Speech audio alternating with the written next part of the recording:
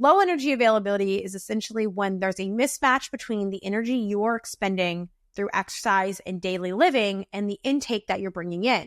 And when you have a mismatch between these for a long period of time, your body downregulates bone production, muscle recovery, and or your health can decline because you can suppress thyroid hormone or female hormones, ovarian hormones, and have things that impact either your menstrual cycle.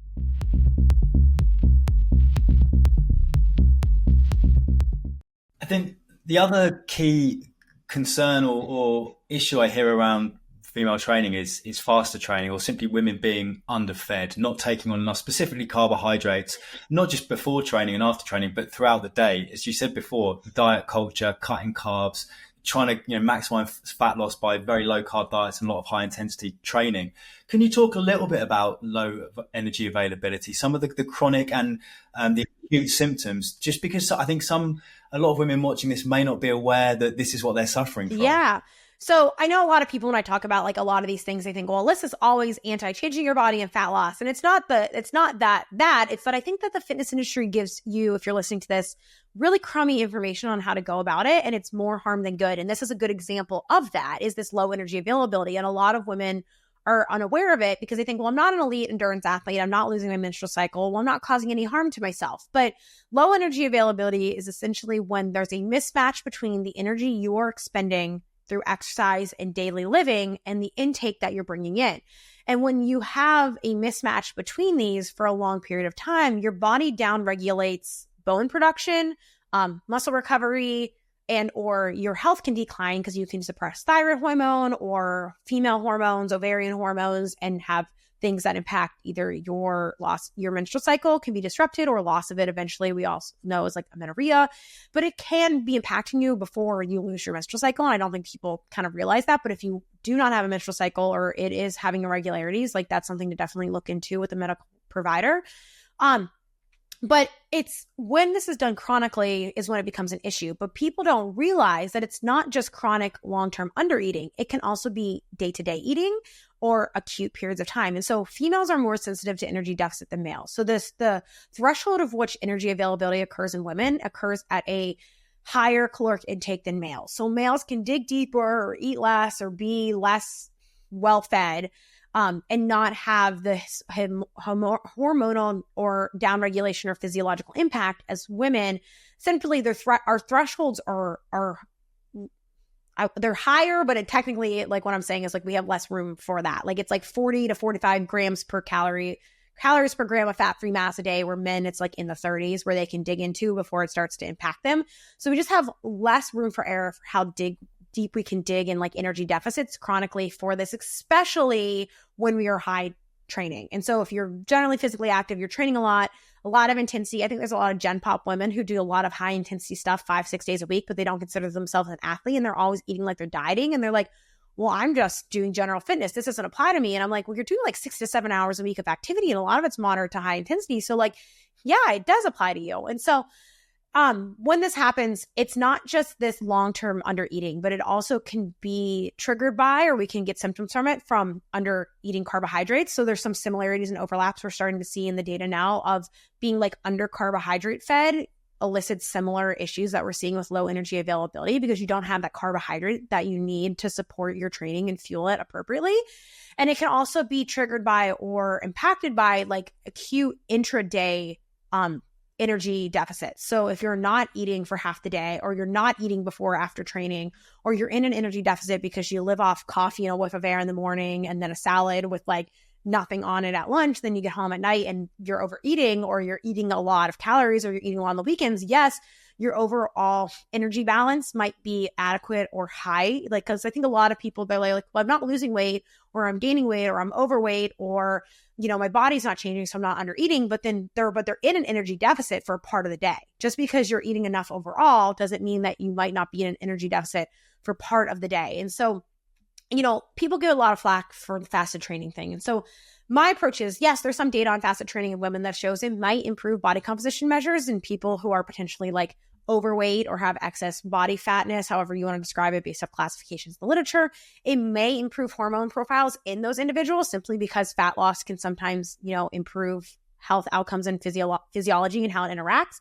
But we also have a lot of like risk with that when we're thinking about people who are moderately to highly active, or especially very active, where you need energy to fuel the activity that you're doing. And being in that energy deficit is just going to add additional stress to our bodies and make it harder to recover or adapt from, or simply then kind of keep our hormones in check while we're also doing that. So a lot of intensity and volume and high training gets a lot of bad flack because they're like, well, it's raising your cortisol and it's overly stressful and it's making you gain fat, which is a silly claim, or it's destroying your hormones. But really it's this lack of appropriate food versus intensity and volume of what you're doing. And so I generally recommend to not do fasted training. One, the data for fasted training for fat loss, I mean, you can do it, but it's not something that's like this pancetta of like amazing results. It's like an argument of like a few grams of fat oxidation that maybe bodybuilders at the peak of their prep might care about, but the average person might not.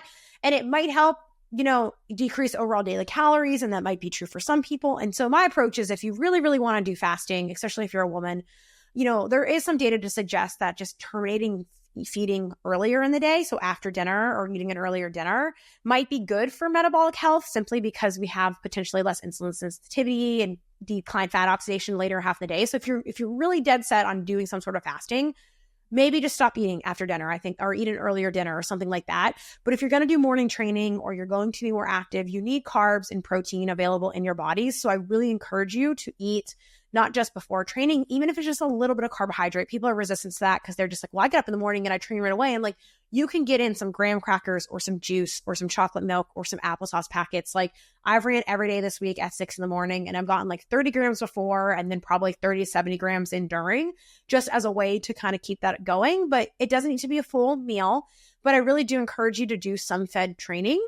And or prioritize getting in like a well-balanced meal for breakfast and lunch. Like, don't do this thing where you're living off coffee. Coffee isn't a meal, especially if you have high activity levels. You need to be fed frequently across the day. You don't want to go through these bouts of time where you have this low energy availability during the day, even if you are eating enough calories across the day. And I know it can be hard, but it's definitely something that you want to prioritize if you do care about hormonal health and you are more active. I would say people who are less active, more in that lower end of the energy spectrum, yeah, it's not good to not eat for a whole bunch of time across the day, but you're probably going to be a little bit less sensitive to that simply because you're not expending such a high flux of energy.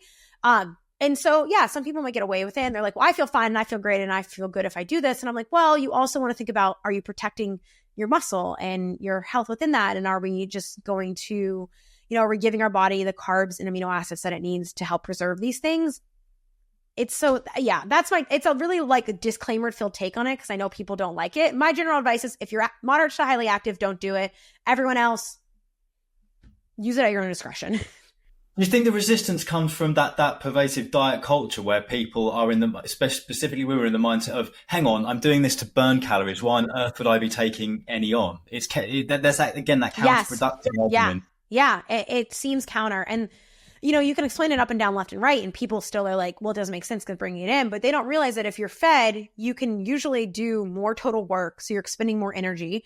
And two, yes, in certain types of exercise, you might be burning more fat, like lower intensity exercise, you burn more fat, but you're also burning less total calories. But if you worked at a higher intensity, you are burning more total calories. And there's pros and cons to that within that. And I think people training only for fat burning is also flawed in itself. But 3, people forget improving your overall fitness status or increasing your aerobic fitness status itself is associated with being better at using, burning, and oxidizing fat across the day, both during exercise, in response to the meals you eat, and in general. So people are too worried about what their actual exercise training is doing in the moment and forgetting that improving that aerobic fitness status itself is contributing to your better fat burner if you are more fit, basically. And so they think about that acute effect of like, oh, okay, well, I'm burning more fat in the moment, but our bodies also have this crossover where you might burn more fat during that training session, but then once you eat, it's going to switch to oxidizing and burning carb immediately after or the rest of the day once that carbohydrate is available, because your body will kind of ebb and flow through these states of lipid and and carb oxidation across the day. So it's not as simple as like, well, you're burning more fat now, but you might be burning less fat later because you have a carbohydrate available versus, okay, maybe I'm burning more carbs now, but then my recovery, I'm burning more fat. And so it's not as cut dry as burn more fat and then that fat immediately is directly related to fat loss. Well, you're oxidizing fat on and off across the day, and it's about that net balance of that fat that is contributing to fat loss, and it's not just only from your exercise training. So there might be some benefit to increasing fat mobilization and burning, and there's some signs to that, and a lot of it's more in like overweight or obese type populations or those with extra adiposity, and there might be merit there because there's less resistance to fat mobilizing out of cells and sensitivity of the adipose tissue and blah, blah, blah, blah. But I still think that my recommendation and my bias here is that you should be more focused on just increasing or improving cardiovascular fitness, or how much cardio or movement you're doing across the day, because that itself will improve that, than worrying about like, oh, okay, I burned like 6 grams more of fat during this training session. Because I did fasted HIIT as part of my dissertation study. And in all these exercise protocols, that they're still using a ton of carbs. And the difference in fat oxidation is, it's not as much as people think it is. It's very trivial how many grams. It's like, oh, you might be burning 9 grams of fat total in this whole session. And that's really not that much at the end of the day. And what about optimal protein intake? Because I think that's another area where women will kind of shy away from protein. Again, please appreciate I'm speaking in very generalistic terms here, and it's just to try and get the point across. But what about protein intake? How much do women need for optimal health? And again, does that change as women approach their 40s and beyond? So as women go through menopause, peri, and post, I do think the intake of protein becomes more important, or more like you really want to keep that protein intake moderate to high. It might be harder, especially because if you're, as you age, you might be less active, so you might be eating less calories. So your protein then is overtaking so many of your calories. And I think that's where a lot of that resistance and difficulty comes from. But, that protein intake is really, really important for preserving metabolic health and function. And there's even some like early data suggesting that, because we're under eating protein, we're overeating during this phase of life because your body's wanting to bring in those amino acids, but indirectly you're bringing in extra carbs and fats and calories, but you're not eating that protein need. And that sometimes eating that adequate amount of protein will help with maintaining and preserving the muscle loss that we see with peri and postmenopause because of the loss of estrogen. But also then you maintain that muscle, so then you're maintaining more metabolic function and more metabolic sensitivity. So you're less likely to have, that contribution of muscle loss resulting in insulin sensitivity and downstream negative metabolic health effects because you have that protein intake, and that's helping with exercise recovery and repair. And if you have a harder time with maintaining exercise intensity because you're not recovering as well, that can help with that as well. And that also might help with some of the food cravings or appetite issues that you might feel that you're doing at that. And then because of all these things, you might have an easier time maintaining more activity or regulating your hunger and satiety a little bit better within that. And so, yes, I recommend moderate to high protein intake for most women across the entire lifespan. But here, I think it's like really important to making sure that you're getting your protein in across the day, all day long, because there's also the compound of aging where we see a lot of these issues that are also exacerbated by aging.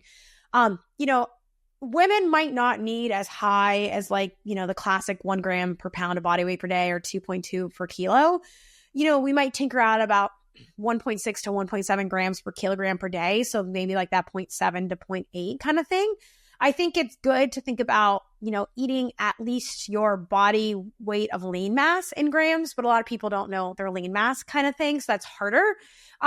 So these equations are great places to start. But if you are someone who has more body fatness, you might be on the lower end of these things because you don't need to eat a gram per pound of your body fat as well. You can think about more that's where lean mass can be more helpful.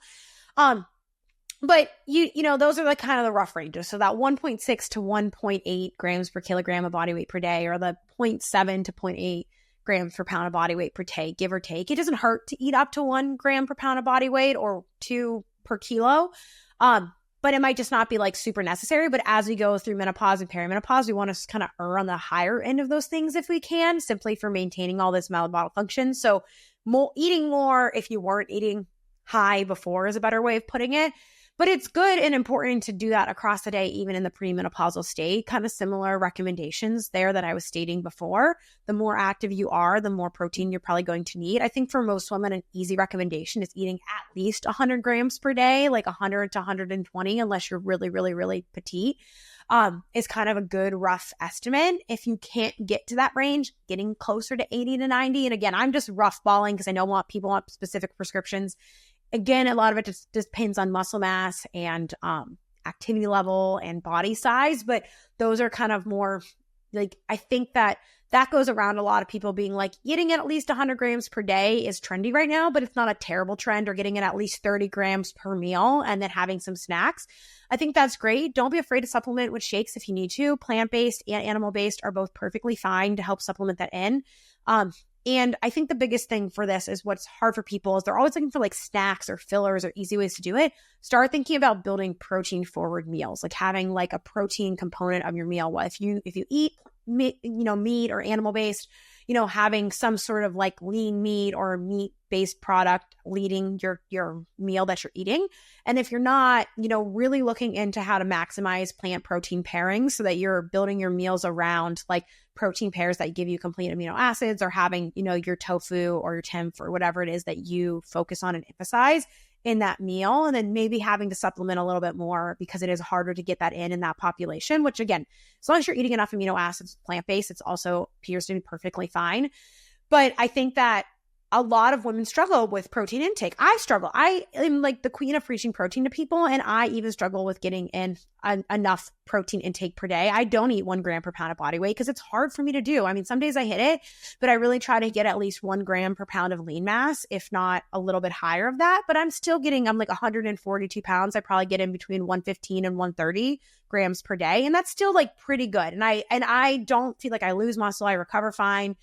And sometimes I supplement if I need to, sometimes and doing it with just meat, that's totally okay. So I give that as like the disclaimer of people of like, I'm not even eating 1 gram per pound per day because I find it hard for me to do, where there's other people who are like, I can eat 200 grams a day. That's no problem whatsoever. And it's really about figuring out like what works for you. For me, prepping the food is more of the issue of why I don't get it in than like all these other things. But for some people, it's appetite or preference. So just thinking about building those meals with the emphasis and focus on that. But it's okay to supplement 20 to 30 grams of protein per day if you need to get that extra bump for what you need.